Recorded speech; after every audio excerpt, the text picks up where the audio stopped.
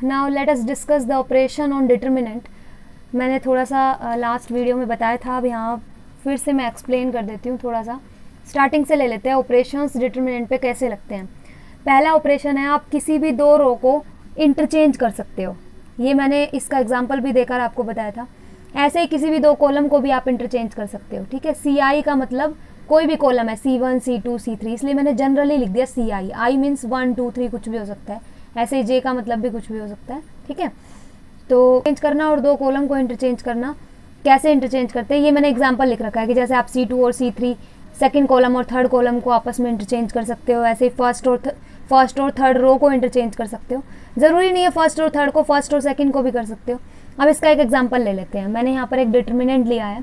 इसमें मान लो मैं फर्स्ट और थर्ड रो को, फर्स्ट रो ये वाली है, थर्ड रो ये वाली है, मान लो मैं इन दोनों को इंटरचेंज करना चाहती हूँ। इंटरचेंज का मतलब इस फर्स्ट वाले को थर्ड वाले प्लेस पे ले आऊँगी, थर्ड वाली को फर्स्ट वाले पे।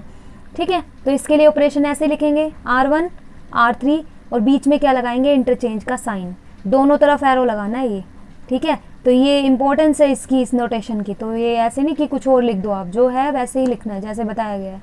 अब क्या करना है, मुझे फर्स्ट और थर्ड को इंटरचेंज करना है, तो मैं थर्ड को उठाया मैंने और फर्स्ट पे ले आई। देखो थर्ड क्या थी, 2 - 1 2, देखो फर्स्ट पे ले आई 2 - 1 2। ऐसे ही फर्स्ट को उठाया 2 3 0, थर्ड पे ले आई 2 3 0। ऑपरेशन समझने के बाद ना आपको काम करने में ईजी हो जाएगा। ठीक है, अब ये ऑपरेशन हम क्यों लगा रहे हैं, हमें क्या पता R1 और R3 को इंटरचेंज करना है। यहाँ पर कोई मैं एग्जांपल नहीं कर रही हूँ, यहाँ सिर्फ आपको ऑपरेशन लगाने सिखा रही हूँ। ठीक है, अब कहाँ पर हमें क्या ऑपरेशन लगाना है डिटर्मिनेंट में, ये बाद में डिस्कस करेंगे जब मैं आपको क्वेश्चन समझाऊंगी कि हमें क्या पता कि अब हम क्या ऑपरेशन लगाए। ठीक है ना, वो चीज़ें बाद में समझेंगे, पर अभी ऑपरेशन लगाना कैसे है वो सीख लो। तो R1 और R3 को इंटरचेंज किया तो R1 और R3 ही चेंज होगी ना। तो देखो बीच वाली यानी R2 ये चेंज नहीं हुई, एज इट इज़ रही।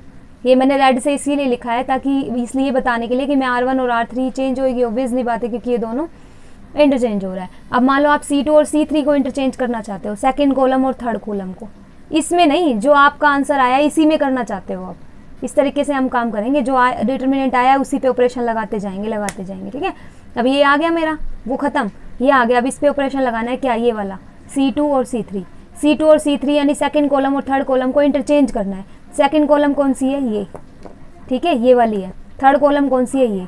इन दोनों को इंटरचेंज करेंगे तो फर्स्ट का तो कोई रोल ही नहीं है, तो फर्स्ट तो एज इट इज ही रहेगी 2 1 2। देखो 2 1 2। अब इनको इंटरचेंज कर दो, कुछ भी नहीं है इंटरचेंज का मतलब, थर्ड को सेकंड पे लिख दो, सेकंड को थर्ड पे लिख दो। मैंने देखो थर्ड उठाया, थर्ड क्या है 2 1 0, देखो मैंने सेकंड पे लिख दिया 2 1 0। ऐसे सेकंड को उठाया -1 1 3, इसको थर्ड पे लिख दिया -1 1 3। आ गया समझ में, ये ऑपरेशन लगाने आ गए। जरूरी नहीं है आप किसी भी कॉलम को, किसी भी दो कॉलम को, किसी भी दो रो को इंटरचेंज कर सकते हो। सेकंड ऑपरेशन क्या है हमारा, कि आप किसी भी रो को किसी भी नंबर से मल्टीप्लाई कर सकते हो। जीरो से नहीं करना है, क्योंकि जीरो से करोगे तो वो पूरी ऐसे कर करके तो आप सारे रो को जीरो कर दोगे, है ना। तो आप किसी भी रो को किसी भी नंबर से मल्टीप्लाई कर सकते हो, नॉन जीरो नंबर से। ऐसे ही किसी कॉलम को किसी नॉन जीरो नंबर से यू कैन मल्टीप्लाई। ठीक है, तो अब वो कैसे करेंगे यहाँ देख लेते हैं। अब हमारी मैट्रिक्स, ये डिटर्मिनेंट ये आ गया, ये दो ऑपरेशन लगने के बाद ये आया है फाइनल। अब जो ऑपरेशन लगाएंगे इस पे लगाएंगे। ठीक है, ये दोनों, इनका काम खत्म। जो नई आती है ना, नया डिटर्मिनेंट आता है उस पर ऑपरेशन लगाते हैं आगे वाले। तो अब इस पे लगाएंगे। मान लो मैं सेकंड रो को 5 से मल्टीप्लाई करना चाहती हूँ, तो कैसे लिखूंगी, सेकंड रो लिखूंगी और क्या ऑपरेशन लगा रही हूँ मैं, ये ऑपरेशन लगा रही हूँ कि सेकंड रो को 5 से मल्टीप्लाई कर रही हूँ। इन दोनों के बीच में कोई साइन नहीं है, तो कौन सा है, मल्टीप्लाई का, पता है आपको। अब सेकंड रो को 5 से मैं मल्टीप्लाई करना चाहती हूँ तो कर दो। सेकंड ही चेंज होगी ना, क्योंकि सेकंड पे ऑपरेशन लगा रहे हो। फर्स्ट और थर्ड तो सेम रहेगी। तो देखो फर्स्ट क्या है 2 2 -1, देखो मैंने फर्स्ट एज इट इज लिख दिया 2 2 -1। थर्ड को भी ऐसे ही लिख दिया 2 0 3 2 0 3। चेंज कौन सी होगी, सेकंड वाली। क्या चेंज आएगा उसमें, सेकंड को 5 से मल्टीप्लाई करना है हमें। तो सेकंड ये पूरी है, इसको पूरे को 5 से मल्टीप्लाई कर दो तो क्या आ जाएगा 5 5 5। देखो ये आ गया। ठीक है, अब ऐसे ही कॉलम में अगर मैं किसी कॉलम को मल्टीप्लाई करना चाहूँ किसी नंबर से, देन यू कैन मल्टीप्लाई। बस जीरो नहीं होना चाहिए नंबर, आप किसी कॉलम को किसी नंबर से मल्टीप्लाई कर सकते हो। अब मान लो मेरे थर्ड कॉलम ये वाली है, अब हमारी फाइनली आई है ना। अब मान लो मैं थर्ड कॉलम को -1 से मल्टीप्लाई करना चाहती हूँ। मान लो मेरा मन कर रहा है कि मैं थर्ड कॉलम को -1 से मल्टीप्लाई करना चाहती हूँ, कर दो। फर्स्ट और सेकंड तो चेंज नहीं होगी, देखो फर्स्ट और सेकंड वही है 2 5 2 2 5 2 2 5 0 2 5 0। थर्ड को चेंज कर रहे हैं हम, थर्ड कॉलम को क्या कर रहे हैं, थर्ड कॉलम को -1 से मल्टीप्लाई कर रहे हैं। तो करो, -1 से -1 को करोगे तो 1 आ जाएगा, इसको -1 से करोगे तो -5 आ जाएगा, इसको -1 से करोगे तो -3 आ जाएगा। आ गया समझ में? तो ये इंटरचेंज वाला ऑपरेशन और मल्टीप्लाई करने वाला ऑपरेशन समझ में आ गया, ठीक है। अब थर्ड ऑपरेशन डिस्कस करते हैं। अब जैसे 2 रो को ऐड किया था, ऐसे ही मैं 2 कॉलम को भी ऐड कर सकती हूँ और सब्ट्रैक्ट भी कर सकती हूँ, ठीक है ना। मान लो मैं C1 और C3 को ऐड करना चाहती हूँ, C1 को और C3 को, पर चेंज मैं सिर्फ C1 में ही करना चाहती हूँ। मतलब कि C1 जो कॉलम है ना वो C3 का यूज कर रही है, C3 चेंज नहीं होगी, C1 यूज कर रही है C3 का, और क्या यूज कर रही है, उसको अपने आप में ऐड कर रही है। इस बात का ये मतलब है जो C1 है ना वो C3 को अपने आप में ऐड कर रही है, तो C3 थोड़ी चेंज होगी, C1 ऐड कर रही है तो C1 ही होगी चेंज। C3 ने तो नहीं कहा कि मुझे वो भाई मैं तुझे ऐड करना चाहता हूँ, C1 का मन है कि मैं C3 को ऐड करूँ। C1 का मन अगर C3 को ऐड करने का है तो चेंज किस में आएगा, सिर्फ C1 में आएगा। C1 जो है यहाँ पर C3 का यूज कर रही है सिर्फ, ठीक है, तो चेंज किस में आएगा, सिर्फ C1 में। तो हम जिसमें चेंज करना होता है वो यहाँ पर लिखी जाती है, इसका मतलब है C1 में चेंज कर रही हूँ, और जो यहाँ लिखोगे आप वो यहाँ लिखोगे। हालांकि इसको ऐसे भी लिख सकते हो C3 + C1, आगे पीछे लिख सकते हो, लेकिन वो थोड़ा सा ठीक नहीं लगता है लिखने में, मेरे को ऐसा ठीक लगता है, ऐसा लिखना चाहिए कि यहाँ C1 लिख रहे हो तो यहाँ पर भी C1, फिर यहाँ जो बच गया वो। अब क्या होगा, C1 ही चेंज होगी, C2 C3 तो चेंज नहीं होगी। देखो C2 मैंने एज इट इज़ लिख दी, C3 भी मैंने एज इट इज़ लिख दी। ये मत सोचना मैं हमने पहले वाले एग्जाम्पल को कंटिन्यू क्यों नहीं करा, मैं आपको कोई क्वेश्चन नहीं करके दिखा रही हूँ, यहाँ सिर्फ ऑपरेशन समझा रही हूँ कि ऑपरेशन को अप्लाई कैसे करते हैं, ठीक है, दैट्स इट। क्वेश्चन करेंगे जब और अच्छे से क्लियर करेंगे। तो आपको C1 और C3 को ऐड करना है और C1 चेंज करनी है, तो C1 और C2 और C3 चेंज नहीं होगी, सिर्फ C1 ही चेंज होगी।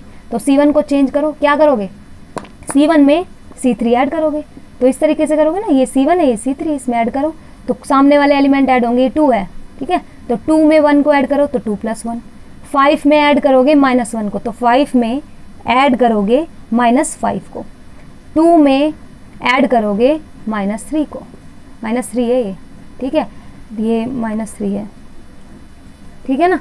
तो इस तरीके से ऑपरेशन लगाना है। माइनस भी कर सकते हो, जरूरी नहीं है ऐड करना, माइनस कर लो दोनों कॉलम को, तो यहाँ प्लस की जगह माइनस के साइन आ जाए, बस उसमें क्या है, माइनस करोगे तो माइनस के आ जाएंगे, ठीक है ना। तो ये ध्यान से करना है। पर ये देखो अब माइनस में मैं क्यों कह रही थी कि जो यहाँ पर है वो यहाँ होना चाहिए, इस वजह से, माइनस की वजह से, हाँ ठीक है।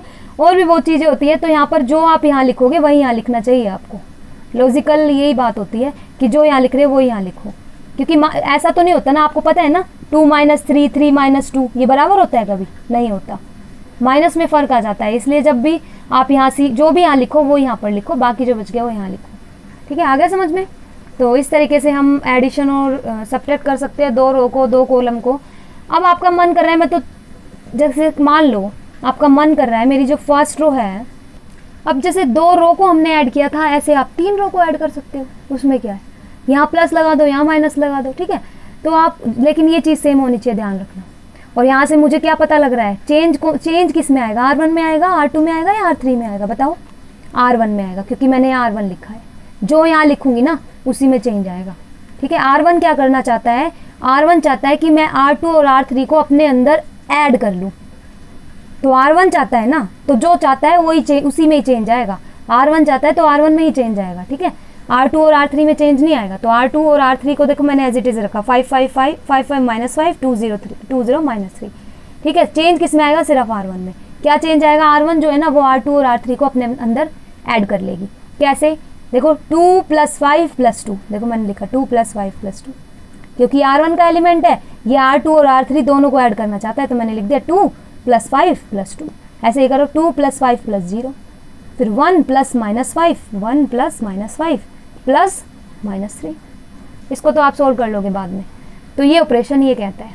ऐसे आप किसी भी 3 कॉलम को भी ऐड कर सकते हो, 4 रो को 4 रो तो 4 को ऐड कर सकते हो, मतलब जैसी सिचुएशन है, जैसा हमें चाहिए। अब चाहिए क्या, कौन सी जगह पे क्या ऑपरेशन लगेगा, हमें कैसे पता लगेगा, वो चीज़ें मैं बाद में आपको बताऊंगी। यहाँ सिर्फ वही बात मैं बार बार आपको बोल रही हूँ कि मैं सिर्फ यहाँ ऑपरेशन लगाना बता रही हूँ कि ऑपरेशन अप्लाई कैसे करते हैं, ठीक है। एक और बच गया इस थर्ड, एक प्रॉपर्टी डिटर्मिनेंट की रह गई थी, छोटी सी है, देख लो कि किसी डिटर्मिनेंट की अगर कोई एक रो या एक कॉलम 0 हो, कम से कम एक रो, ठीक है, मतलब मुझे एक चाहिए, एक से ज़्यादा हो तो चलेगा। अगर किसी डिटर्मिनेंट में या तो एक रो या एक कॉलम पूरी की पूरी 0 हो तो वो डिटर्मिनेंट 0 होता है। जैसे ये दिख रहा है आपको, डिटर्मिनेंट दिख रहा है ना, इसमें एक रो 0, देखो ये पूरी की पूरी रो 0 है, पूरी जीरो होनी चाहिए, ध्यान रखना, ये फर्स्ट रो पूरी जीरो है, 0 0 0, तो ये डिटरमिनेंट जीरो होगा, बिना देखे इसका आंसर बता दोगे जीरो। ठीक है, ये जो लॉजिकल ये चीज़ें बता रही हूँ ये ऐसा क्यों होता है आपको खुद समझ में आने लग जाएगी जब अभी आपको सारे ऑपरेशंस सब कुछ ये समझ में आ जाएगा ना, जब इसकी प्रॉपर्टी ऑपरेशन जब इनको कलेक्ट करके आप क्वेश्चन में अप्लाई करोगे तो आपको ये समझ में आ जाएगा कि ऐसा क्यों होता है। ठीक है, अभी के लिए इतना ही देख लो, किसी डिटरमिनेंट में अगर कोई रो या कोई कॉलम जीरो हो तो वो जीरो होता है। ठीक है, ये जीरो होगा। ऐसे ये डिटरमिनेंट है, इसमें ये फर्स्ट कॉलम जीरो है, पूरा का पूरा फर्स्ट कॉलम जीरो है तो ये जीरो है। ऐसे इस डिटरमिनेंट में सेकंड कॉलम जीरो है तो ये जीरो होगा। समझ में आ गया? तो किसी डिटरमिनेंट में या तो कोई एक रो या एक कॉलम जीरो हो तो वो डिटरमिनेंट जीरो होता है। कोई कहेगा मैम एक की बात कर रहे हो आप, अगर दो रो जीरो हो जाए तो होगा ही होगा जीरो, आप तो एक्स्ट्रा बता रहे हो ना। मैं सिर्फ ये कह रही हूँ अगर एक जीरो हो तो मेरे को ऐसा बोलना चाहिए कि अगर किसी डिटरमिनेंट में कम से कम एक रो या एक कॉलम जीरो हो तो वो जीरो होता है। मतलब एक से ज़्यादा हो तो भी चलेगा, एक तो होना ही चाहिए।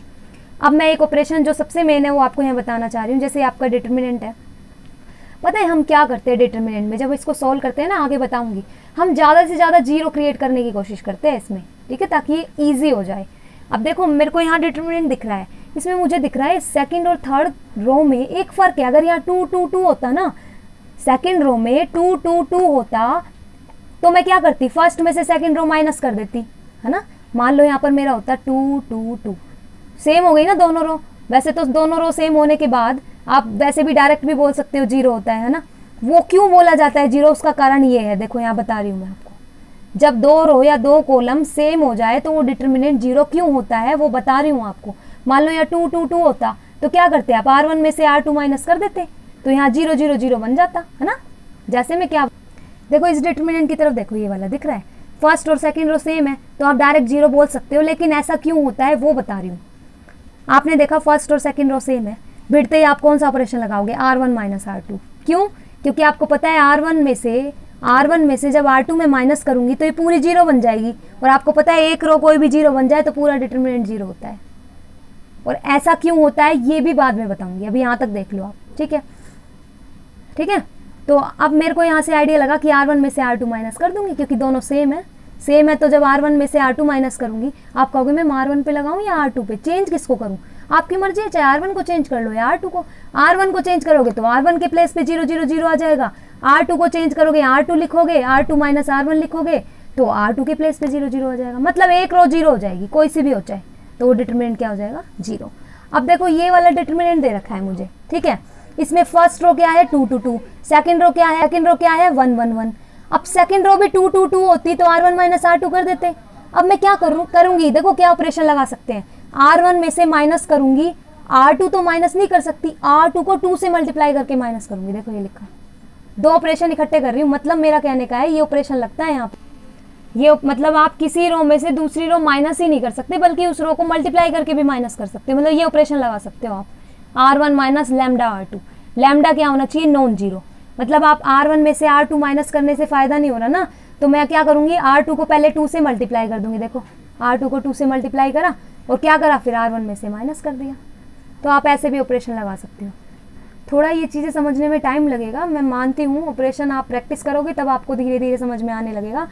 तो मैं इसीलिए कह रही हूँ कि यहाँ प्रैक्टिस बहुत ज़्यादा ज़रूरी है। यहाँ पर आप क्वेश्चंस को, एक भी क्वेश्चन को छोड़ना नहीं है कि एक जैसे है तो हम छोड़ देते हैं। सारे क्वेश्चन आपको प्रैक्टिस करके देखने हैं, ताकि ये ऑपरेशंस को लगाते कैसे हैं वो आपके माइंड में सेट हो जाए। बस इसमें और कुछ नहीं है। ऑपरेशन कैसे लगाने सिर्फ यही आना चाहिए। अब क्या ऑपरेशन लगाने वो आपको खुद समझ में आने लगेगा। मैं कुछ ट्रिक बताऊंगी, आपको समझ में आ जाएगा कि किस जगह पे मुझे कौन सा ऑपरेशन लगाना है। ठीक है ना, ऑपरेशन लगाना कैसे है वो आप समझ जाओगे यहाँ से। ठीक है, तो आप किसी रो में से, जैसे अब ये है तो इस तरीके से भी कर सकते हो। अब माइनस ही नहीं बल्कि आप प्लस भी कर सकते हो। मान लो आपका मन कर रहा है कि मैं ऐसे प्लस करना, मतलब उस रो का मल्टीपल, किसी रो में दूसरी रो का मल्टीपल भी ऐड कर सकते हो और माइनस भी कर सकते हो। ठीक है, तो ये चीज़ें हैं। अब देखो मैं एक एग्जांपल लेकर चलती हूँ। इस एक्सरसाइज में जो ऑपरेशंस लगाने की, कहाँ क्या ऑपरेशन लगाना है, कहीं कुछ जगह तो मैं आपको ट्रिक बता दूंगी जो मैंने बना रखी है कि भाई हाँ ऐसे ऐसे मुझे पता लग गया यहाँ ये ऑपरेशन लगाना है। लेकिन यहाँ पर आपको अपना माइंड यूज़ करना पड़ेगा ऑपरेशन लगाने के लिए। मतलब आपको खुद सोचना पड़ेगा कि मुझे कहाँ क्या ऑपरेशन लगाना है। अब हम सोचे कैसे, मतलब कोई तो एम हो जिसके अकॉर्डिंग हम सोचे। यहाँ पर सिर्फ आपका एक ही एम होना चाहिए कि डिटर्मिनेंट में ज़्यादा से ज़्यादा आपको जीरो क्रिएट करने हैं, ठीक है। जितना आप जीरो इसमें क्रिएट कर सकते हो उतना जीरो क्रिएट कर लो ऑपरेशन लगाकर, और फिर अब ये क्वेश्चन मुझे सॉल्व करना है। देखो क्वेश्चन जो सॉल्व आप करोगे तो बीच में जो ऑपरेशंस यूज़ होंगे, तो ज़रूरी नहीं है हर बच्चा सेम ऑपरेशन यूज़ करे, क्योंकि सबका दिमाग अलग अलग तरीके से काम करेगा। कोई कुछ ऑपरेशन यूज़ करके उस क्वेश्चन को सॉल्व करेगा, कोई कुछ ऑपरेशन यूज़ करेगा। तो बीच की चीज़ें ज़रूरी नहीं है सबकी सेम हो, प्रोसीजर सबका अलग अलग हो सकता है, समझ रहे हो ना। ऑपरेशंस जो इन्वॉल्व हो रहे हैं आपके क्वेश्चन के सॉल्यूशन में वो अलग अलग हो सकते हैं हर स्टूडेंट के, क्योंकि सबका माइंड अलग अलग से काम करेगा। अब यहाँ मेरा माइंड काम कर रहा है वो मैंने देख लिया, ये क्वेश्चन है आपका, एग्जाम्पल है बुक का, उसमें इस क्वेश्चन को अलग तरीके से कर रखा है आपकी बुक में, देख लेना। एग्जाम्पल है ये, एग्जाम्पल नंबर कौन सा है, ये सेकंड एग्जाम्पल का पार्ट है, ये सेकंड एग्जाम्पल का। तो इस क्वेश्चन को अलग तरीके से कर रखा है, ठीक है। अब मैं इसको यहाँ अलग तरीके से कर रही हूँ। अचानक से मेरा माइंड यहाँ क्या काम कर रहा है, कुछ कॉमन आ रहा है तो आप निकाल के भी कर सकते हो, पर मैंने यहाँ जब 3 को कॉमन निकाला ना इस थर्ड कॉलम में 3 को, तो यहाँ बन जाएगा 1 2 3, तो सेम नहीं बनी, मतलब कोई फ़ायदा नहीं हुआ कॉमन निकालने का। हालांकि आप निकाल सकते हो, कोई दिक्कत नहीं है, ठीक है। मुझे यहाँ अचानक से माइंड में ऐसा ट्रिक आ गया, आइडिया, ज़रूरी नहीं है एकदम से आए, पर वो एकदम से मुझे दिख गया कि हाँ ऐसा भी हो सकता है। तो ज़रूरी नहीं ऑपरेशन सारे स्टूडेंट के सेम हो। तो ये वाला एग्जाम्पल आपकी बुक में अलग तरीके से कर रखा है, मैं यहाँ अलग तरीके से बता रही हूँ। मेरा माइंड कह रहा है कि फर्स्ट और थर्ड कॉलम को अगर आप फर्स्ट और थर्ड रो को ऐड कर लेते हो, तो मैंने थर्ड रो पर ऑपरेशन लगाया। आप फर्स्ट पर भी लगा सकते हो, कोई दिक्कत नहीं है। मैंने थर्ड पर लगाया और क्या करा, थर्ड को ऐड कर दिया फर्स्ट में। देखो ये दोनों चीज़ सेम लिखी है, मैंने आपको बताया था। तो थर्ड को फर्स्ट में ऐड कर दिया, तो फर्स्ट और सेकंड तो चेंज नहीं होगी, सिर्फ थर्ड चेंज होगी। तो फर्स्ट और सेकंड मैंने ऐसी एज इट इज़ लिखी, थर्ड को चेंज किया। कैसे कहा कि थर्ड को फर्स्ट में ऐड कर दिया, यानी 7 + 1 8, 7 + 1 8 + 2 8 + 2 9 + 3 9 + 3।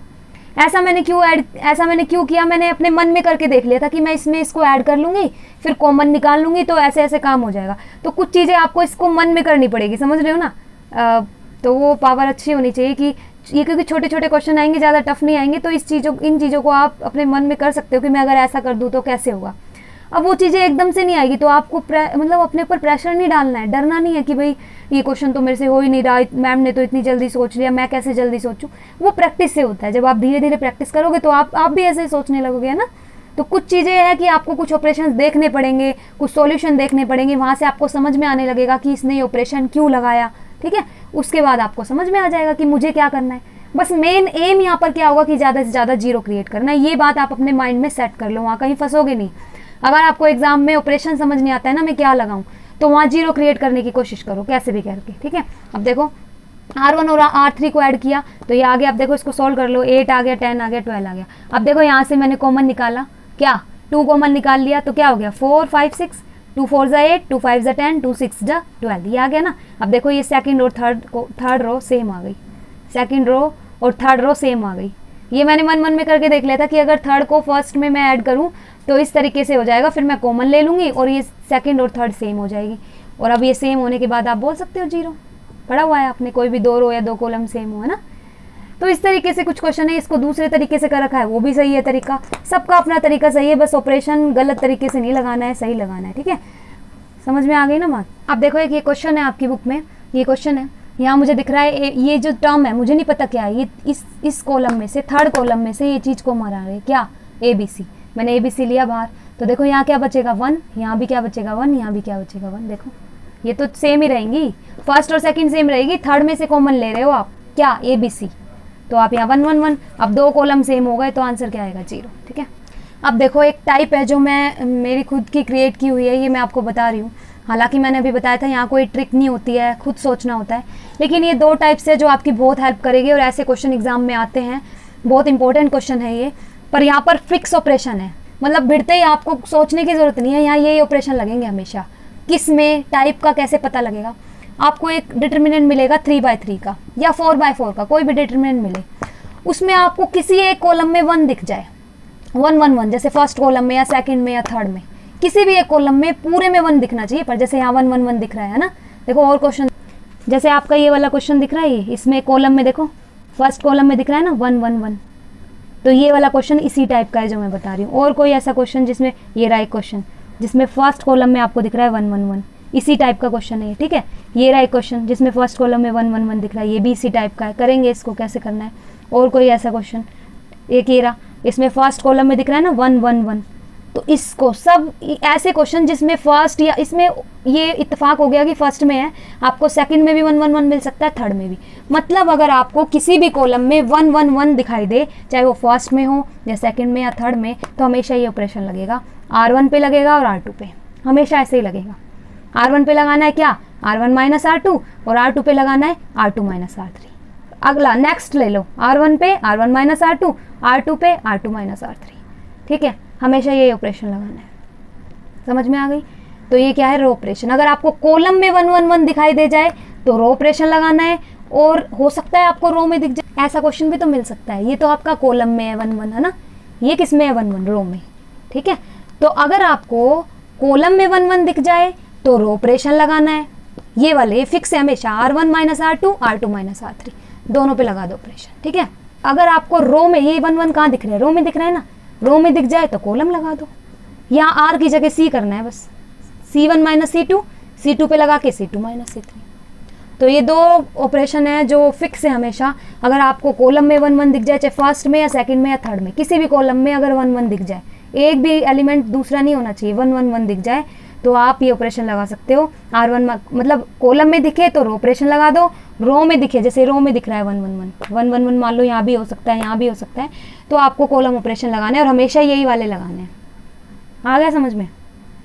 3/3 की है तो ये, ठीक है। 4/4 का होगा तो एक और आ जाएगा, कौन सा, 3 वाला ले लो, R3 माइनस R4, मतलब कंप्लीट करना है। देखो 1 से लेके 3 तक कंप्लीट हो गया, क्योंकि 3/3 का था, 4 होगा तो आपको 4 तक कंप्लीट करना है, ठीक है। तो मतलब कॉलम में अगर 1 1 1 आ जाए तो रो ऑपरेशन लगाने हैं, रो में 1 1 1 आ जाए तो कॉलम ऑपरेशन लगाना है, और यही ऑपरेशन फिक्स है, यही लगाना है। अब इस क्वेश्चन को करके देखते हैं, इस ऑपरेशन से लगा के। आप इन क्वेश्चंस को ट्राई करके देखना, ये मेरी गारंटी है कि आपके सारे क्वेश्चन इस ट्रिक से सोल्व हो जाएंगे। आपको एक्सरसाइज में जाकर और एग्जाम्पल में जाकर वो क्वेश्चन सोल्व करने हैं जहाँ कॉलम में 1 1 1 है और रो में 1 1 है, चाहे वो कोई सी भी रो में हो, फर्स्ट में हो, सेकंड में हो, थर्ड में हो, ठीक है। इसी तरीके से जो मैंने बताया है, हो सकता है आपके एग्जाम्पल में किसी और तरीके से क्वेश्चन को सोल्व कर रखा हो, आपको वो तरीका नहीं देखना है, अपना यही तरीका यूज़ करके देखना है, ठीक है। फिर देखते हैं वो क्वेश्चन आपके सोल्व होते हैं कि नहीं, और ये मेरी गारंटी कि आपके क्वेश्चन इसी तरीके से सोल्व हो जाएंगे, सारे 1 1 वाले क्वेश्चन, ठीक है। तो 1 1 वाले क्वेश्चन आपके सारे हो जाएंगे। आपको ये ट्राई करके देखना है, कोई प्रॉब्लम हो तो मेरे से फिर बताना है। अब ये क्वेश्चन मैं सोल्व करके बता देती हूँ। ये एक एग्जाम्पल है जिसमें ये क्वेश्चन आपकी बुक में एग्जाम्पल है और इसको अलग तरीके से सोल्व कर रखा है, मैं इस तरीके से सोल्व करती हूँ, ठीक है। देखो मुझे कॉलम में दिख रहा है 1 1 1 दिख रहा है ना, चाहे वो फर्स्ट में हो, सेकंड में, थर्ड में, किसी में भी हो, मुझे इस बात से मतलब नहीं है, लेकिन कॉलम में 1 1 दिख रहा है तो मैं रो ऑपरेशन लगाऊंगी। और कौन सा लगेगा, एक तो ये और एक दूसरा भी लगेगा, पर एक एक करके लगाएंगे। पहले ये वाला लगाएंगे, क्या R1 पे लगाएंगे और क्या करेंगे, R1 माइनस R2। तो R1 पे लगा रहे हैं तो R2 और R3 चेंज नहीं होंगे। देखो R2 और R3 मैंने एज इट इज लिख दिए। चेंज कौन सा होगा, सिर्फ R1। क्या चेंज होगा कि इसमें से ये माइनस करो, 1 में से 1 माइनस करो, देखो मैंने लिखा इसमें से ये माइनस, क्योंकि R1 में से R2 के एलिमेंट माइनस कर रहे हो, R2 है ये, A में से B माइनस करा, ये R1 का एलिमेंट है तो मैंने ब्रैकेट में लिखा, इसको माइनस लगाया और R2 का एलिमेंट लिखा। ध्यान रखना जब ऐसे इस तरीके का केस हो, यहाँ तो एक एक ही एलिमेंट था, यहाँ एडिशन में है तो ब्रैकेट लगाना जरूर है आपको, नहीं गलती हो जाएगी, ठीक है। तो ब्रैकेट में मैंने ये एलिमेंट उठाया R1 का, ये लिखा, बीच में माइनस लगाया और R2 का एलिमेंट, क्योंकि R1 माइनस R2 कर रहे थे तो R1 के एलिमेंट में से R2 का एलिमेंट माइनस करेंगे, तो मैंने ये लिख दिया। अब इसको सोल्व कर लो। अब देखो ये ऑपरेशन लगाया था तो इसको खोल दो, 1 माइनस 1 तो 0 हो जाएगा, ये 1 माइनस 1, A माइनस B, इसको खोलो, B प्लस C तो एज इट इज रहेगा, या माइनस का साइन है और अंदर ब्रैकेट के साइन क्या होंगे, चेंज होंगे, आपको पता है ये चीज़। तो ये माइनस का C हो जाएगा और ये माइनस का A हो जाएगा, ठीक है। अब क्या करो, कैंसिल कर दो, C से C कैंसिल, क्योंकि प्लस का है माइनस का है ना। तो अब इसको ओवरऑल ये वाली आ गई आपकी 0 A माइनस B, और यहाँ C से C तो कट गया था तो क्या बचा था, B माइनस A, तो मैंने यहाँ लिखा B माइनस A, और बाकी के अपने ये दोनों सेम ही है। अब कौन सा लगाना है, ये तो आपने एक ऑपरेशन लगाया था, दूसरा क्या था। अब देखो ये दूसरा ऑपरेशन ये लगेगा, आपको पता है 2 ऑपरेशन फिक्स होते हैं जब कॉलम में 1 1 हो, तो R2 पे लगाएंगे R2 माइनस R3, तो R2 पे लगा रहे हो तो R1 ये वाली रहेगी। अब ऊपर मत जाना, वही कंटिन्यूटी में चलेगा काम। ये ऑपरेशन लगा चुके हो ना, तो ये वाली मैट्रिक्स, ये वाला सॉरी ये डिटर्मिनेंट आया था ना, तो अब इसी को यूज़ करेंगे, वहाँ नहीं लगाएंगे ऑपरेशन। ये गलती बहुत बच्चे करते हैं कि वापस यहीं जाके लगाते हैं, यहाँ नहीं लगाना। जो आपकी आंसर आई है ना, ये ऑपरेशन फर्स्ट ऑपरेशन लगाने के बाद जो डिटर्मिनेंट आया है यहाँ लगाना है अगला ऑपरेशन, ठीक है। तो इसमें लगाओ, R1 क्या रहेगा 0, a minus B, B minus A, देखो मैंने यही लिख दिया। R3 भी हमारा वही रहेगा, चेंज कौन सा होगा R2, कौन सा R2 माइनस R3, करो R2 माइनस R3 1 माइनस 1, ये R2 है ना, ये वाली पूरी, ये पूरी R2 है, ये पूरी R3 है, तो R2 में से R3 माइनस करोगे तो 1 माइनस 1 b माइनस सी, देखो लिखा मैंने 1 माइनस 1 b माइनस सी, और इसमें से क्या माइनस करोगे, ये वाला एलिमेंट, तो देखो मैंने ब्रैकेट में लिखा है, इसमें से इस c प्लस ए में से, c प्लस ए में से माइनस करोगे क्या, a प्लस बी, ब्रैकेट में लिखना है। अब बस इसको खोल दो। अब देखो यहाँ पर ये ऑपरेशन लगाने के बाद मैंने माइनस खोला तो ये a से a कैंसिल हो गया, तो ये हमारी फाइनल आया, दोनों ऑपरेशन लगाने के बाद ये आ गया, ठीक है। अब इसको सोल्व करते हैं कैसे, ये आया था ना आपका, ये वाला आ गया था ना। अब देख रहे हो यहाँ a माइनस बी है, यहाँ b माइनस ए है तो वही चीज़। अगर मैं यहाँ से माइनस कॉमन ले लूँ तो ये भी a माइनस बी बन जाएगा ना, जैसे ये b माइनस ए है, मान लो मैं माइनस बाहर ले लूँ तो अंदर ये प्लस का हो जाएगा, माइनस का था ना प्लस का हो जाएगा, ये प्लस का था माइनस का हो जाएगा, ये चीज़ें तो पता है ना। माइनस कॉमन ले लेते हैं तो अंदर का साइन चेंज हो जाता है, जो माइनस का है वो प्लस का हो गया, जो प्लस का है वो माइनस का हो गया, मतलब एक चेंज हो जाते हैं, उलट जाते हैं जब माइनस बाहर लेते हैं, ठीक है। ये दिमाग मेरे अंदर कैसे आया, मैंने देखा यहाँ तो 0 था, तो 0 की तो कोई वैल्यू नहीं है, चलो 0 है। यहाँ a माइनस बी था, अगर यहाँ भी a माइनस बी बन जाए तो मैं a माइनस बी को इस पहली रो में से कॉमन ले लूँगी। आप कहोगे पहली रो में से a माइनस बी तो हम जब भी कॉमन ले सकते हैं जब यहाँ भी a माइनस बी हो, यहाँ भी और यहाँ भी हो। यहाँ तो मुझे a माइनस बी दिख रहा है और यहाँ 0 है, 0 से कोई फ़र्क ही नहीं पड़ता, 0 से कोई फ़र्क नहीं पड़ता, ठीक है। यहाँ पर a माइनस बी कॉमन जब ले सकते हैं जब a माइनस बी बनाएंगे, तो a माइनस बी बना सकते हैं, इसको उल्टना ही तो है, अब अपनी मर्जी से तो उल्ट नहीं सकते, ठीक है ना। तो साइन आपको कॉमन लेना पड़ेगा, वही मैंने यहाँ पर किया है। 0 था, a माइनस बी था, a माइनस कॉमन ले लिया इनमें से, b माइनस ए में से, ठीक है। माइनस कॉमन लोगे तो यहाँ a माइनस बी, ऐसे यहाँ पर 0 था, b माइनस सी, यहाँ भी b और c थे लेकिन अलग अलग साइन के, देखो यहाँ तो b प्लस का है, c माइनस का है, यहाँ b है ना प्लस का नहीं है, यहाँ b प्लस का था, तो प्लस का बनाने के लिए माइनस कॉमन लेना पड़ेगा, तो मैंने माइनस लिया तो यहाँ b माइनस सी बन गया। थर्ड तो मेरी वही चल रही थी। अब देखो a माइनस बी इसमें भी है, ये रहा a माइनस बी, और a माइनस बी यहाँ पर भी है। कोई कहेगा यहाँ तो नहीं है, 0 है, तो 0 नहीं है तो 0 है तो क्या हुआ, ठीक है। यहाँ मल्टीप्लाई कर दो आप a माइनस बी, क्या फ़र्क पड़ेगा, 0 को तो किसी से भी मल्टीप्लाई कर दो। अगर a माइनस बी नहीं है तो आप लिख दो यहाँ पर a माइनस बी, कुछ फ़र्क तो नहीं पड़ेगा क्योंकि 0 को मल्टीप्लाई कर दोगे उससे, ठीक है। तो a minus B first row में से कॉमन आ रहा है, ध्यान रखना, 0 की ऐसे कोई वैल्यू नहीं होती। तो a minus B first row में से कॉमन आ रहा है, मैंने a माइनस बी कॉमन ले लिया, तो फर्स्ट रो में क्या बचेगा, 0 तो 0 ही रहेगा, इसकी जगह क्या बच जाएगा, ये पूरा कॉमन ले लिया ना, तो इसकी जगह क्या बच जाएगा 1, और ये माइनस तो था ही, और इसकी जगह क्या बच जाएगा, a माइनस बी की जगह 1। ऐसे ही सेकंड रो में से भी मैंने क्या कॉमन ले लिया, b माइनस सी, दोनों को हम एक साथ कर लिया, आप अलग अलग भी कर सकते हो। तो b माइनस सी मैंने कॉमन लिया, ये रहा b माइनस सी, मल्टीप्लाई का साइन आएगा ना, ठीक है। अब यहाँ क्या 0, यहाँ क्या बचेगा 1, यहाँ क्या बचेगा, इसकी जगह बच जाएगा 1, और माइनस तो था ही, और नीचे वाला हमारा एज इट इज। अब देखो आपको दिख रहा है फर्स्ट और सेकंड रो सेम आ गई ना, आपकी फर्स्ट और सेकंड रो सेम आ गई ना, तो डिटरमिनेंट की वैल्यू क्या आएगी, यहाँ से 0 डायरेक्ट लिख दो, यहाँ आंसर आ जाएगा आपका 0, ठीक है, क्योंकि फर्स्ट और सेकंड सेम आ गई। अब हमेशा ऐसा नहीं होगा कि आपकी फर्स्ट और सेकंड सेम आ गई, ठीक है ना। मान लो फर्स्ट और सेकंड सेम नहीं आएगी तो हम इसको सोल्व करेंगे, आगे कैसे सोल्व करेंगे वो ऐसा कोई क्वेश्चन लूँगी तब मैं आपको बताऊंगी, पर ये क्वेश्चन आपका इस तरीके से भी हो सकता है। तो कहने का ये है कि जब भी आपको इस तरह 1 1 1 वाला दिखे तो कॉन्सेप्ट ये यूज़ होगा, आगे कैसे करना है वो मुझे आपको बताना पड़ेगा। चीज़ जो यहाँ पर एक चीज़ जो मुझे बतानी है, यहाँ पर देखो मैंने आपको जो डिटरमिनेंट सोल्व करना बताया था फर्स्ट चैप्टर में 1.1 में, सॉरी 2.1 में, तो मैंने आपको बताया था कि हमेशा डिटरमिनेंट को फर्स्ट रो से एक्सपेंड करना है, बताया था ना। वो आपके लिए वहाँ पर यही बताना आपके लिए सही था, वहाँ पर मैं एक्स्ट्रा नहीं बता सकती थी वरना आप कंफ्यूज हो जाते, पर यहाँ मुझे अब कुछ एक्स्ट्रा बताना पड़ेगा क्योंकि वो यहाँ पर आप फेस करोगे वो चीज़, क्या कि आप कोई डिटरमिनेंट है उसको आप किसी भी रो और किसी भी कॉलम से एक्सपेंड कर सकते हो। जैसे आपने वहाँ डिटरमिनेंट को फर्स्ट रो से एक्सपेंड किया था ना, है ना, आप किसी डिटरमिनेंट को किसी भी रो से एक्सपेंड कर सकते हो, सेकंड से भी कर सकते हो, थर्ड से भी, किसी कॉलम से भी एक्सपेंड कर सकते हो, जैसे first column, second column, third column, ठीक है। अब यहाँ पर क्या काम आएगा ये बता रही हूँ आपको। यहाँ पर वैसे आपको कोई बाउंडेशन नहीं होती कि किससे एक्सपेंड करना है, आपकी मर्जी है। अब हम ये मेरे को डिटरमिनेंट दे रखा है, मैं इसको किससे एक्सपेंड करूँ, आप फर्स्ट रो से कर दो, लेकिन मैं तो थर्ड रो से करूँगी। क्यों? क्योंकि मुझे थर्ड रो में सबसे ज़्यादा 0 नज़र आ रही है।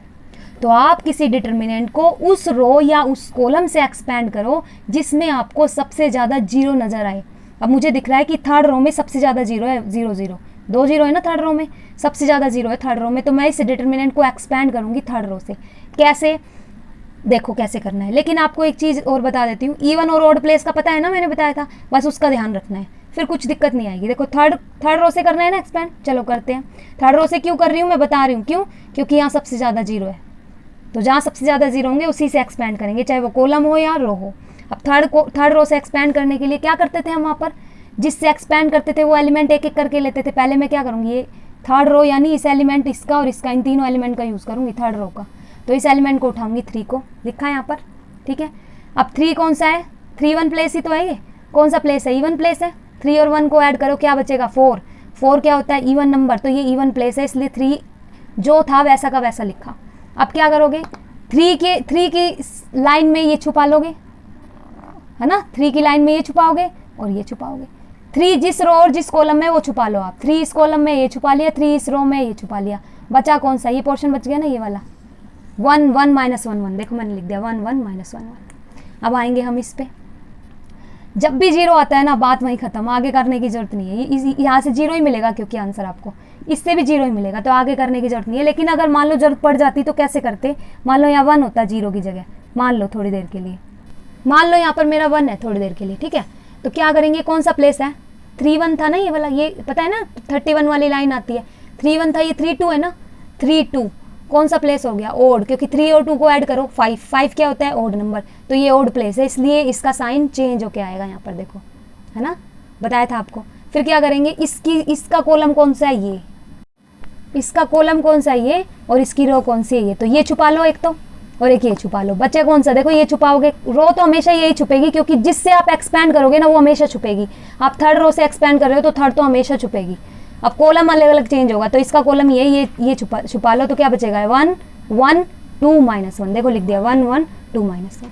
अब थर्ड है ये, तो जीरो ही आएगा, कर लो आप प्लस में जीरो, फिर यहाँ लिखने से कोई फायदा नहीं है। आप अब अगर इससे करते तो ऐसे करते, इसको छुपा लेते, बचता क्या ये ऊपर वाला, ये 1 1 2 1 1 2 1, लेकिन यहाँ जीरो है तो इसका करने का कोई फायदा नहीं है, जीरो ही आएगा। अब इसको सोल्व करना आपको आता है, ठीक है। अब किसी भी कॉलम या किसी भी रो से आप डिटरमिनेंट को सोल्व कर सकते हो, तो ये प्रैक्टिस करके देखना है।